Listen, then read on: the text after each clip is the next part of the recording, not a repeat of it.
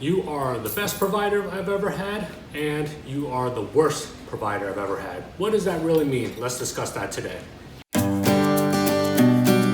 So this is something I hear all the time, or even any provider will hear all the time, that either you're the best they've ever had or you're the worst they've ever had. More times than not, we'll hear the best part. But as a provider myself, I practice under medicine. So everything that I've done, I incorporate medicine into it. Although we're dealing with beauty, we're dealing with aesthetics and just overall fun things to improve ourselves, I always approach it from the aspect of medicine. So I treat it with that respect, and I treat my clients with that respect as well. So I think a lot of times people appreciate that because I speak more medically with them, and I really help them understand the why and why we're doing certain procedures that we're doing. It's not just coming in, let's just pump you up with Botox, let's just pump you up with filler, let's just lift you with threads. Because at the end of the day, it is your face. I want you to have the full understanding of what you're truly getting into, and then what are the goals that you're coming out with as well. So the reason I'm bringing this up is it's a couple things that I've heard recently is I'll do lips on someone, they're like, oh my God, this is the best lips I've ever done. Or I'll do a thread procedure and be like, you're honestly the best I've ever had. On the flip side, I've had bad reviews just like everyone else, and I have to understand why we get those bad reviews. But let's just talk about, for simplicity, Botox, right? And someone will say, this is the best Botox treatment I've ever had. Well, am I the first one you've ever had? Or am I the sixth provider you've ever had? Because one of the complaints that I'll hear is, it didn't work for me. Or the provider gave me a spot eye, or they dropped my brow. And my very first question is, did you ever go back to that provider? And they're like, no, because I didn't even want to deal with it. And if we backtrack to when I talked about let's treat it as if medicine, if you were sick and you went to your primary care provider and they gave you a prescription of something, whether it's antibiotics, cough medication, and it didn't work, did you switch doctors and go to somewhere else?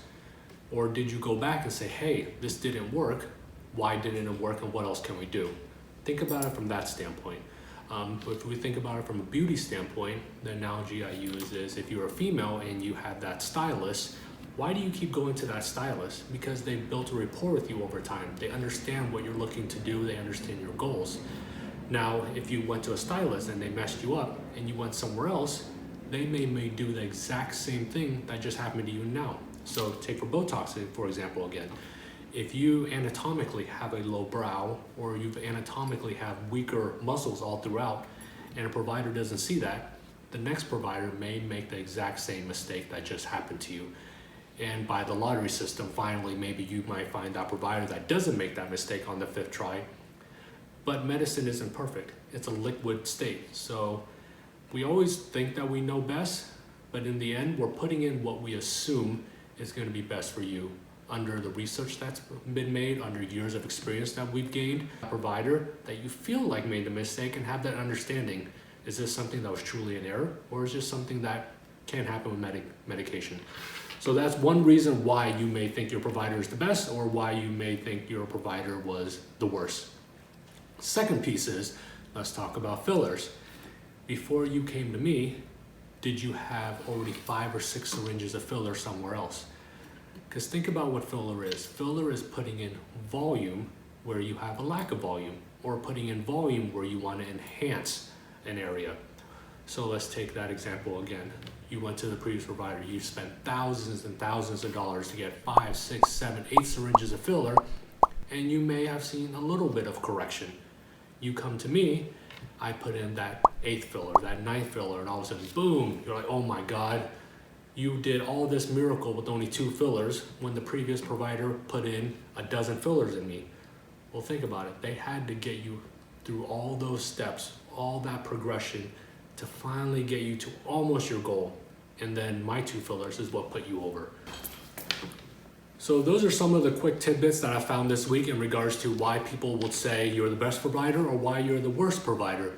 So when you go into an aesthetic treatment, really have those things in the back of your mind as to, am I really here with the best person I've ever had, or am I really here with the worst person I've ever had?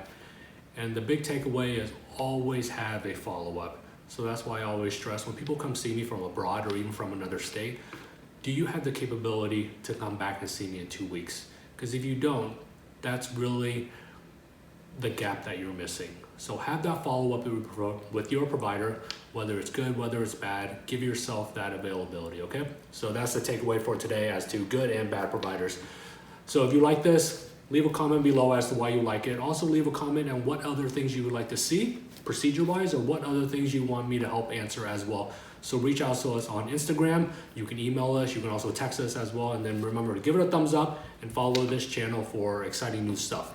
Talk to you guys later.